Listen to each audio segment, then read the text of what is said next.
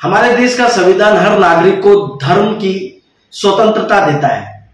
अनुच्छेद 25 से 28 तक स्पष्ट रूप से कहा गया है कि हर व्यक्ति को अपने धर्म का पालन, प्रचार और परिवर्तन करने का अधिकार है। यह अधिकार मूलभूत अधिकारों में शामिल है, यानी इसे कोई सरकार या कानून छीन नहीं सकता। अब कुछ राज्य धर्मांतरण विरोधी कानून के नाम पर ऐसे प्रावधान ला रहे हैं जो असल में संविधान की भावनाओं के खिलाफ है, क्योंकि अगर कोई व्यक्ति अपनी इच्छा से बिना किसी दबाव या लालच के धर्मांतरण करना चाहता है तो यह उसका व्यक्तिगत अधिकार है। सरकार को यह तय करने का हक नहीं कि कौन किस धर्म में विश्वास करे।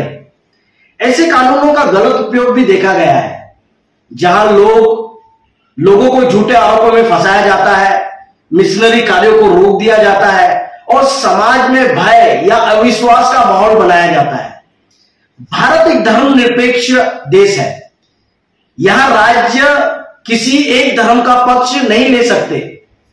धर्मांतरण कानून लाना असल में धर्म की स्वतंत्रता पर हमला है और हमारे संविधान के मूल ढांचा जो सेकुलरिज्म का है उसको कमजोर करता है।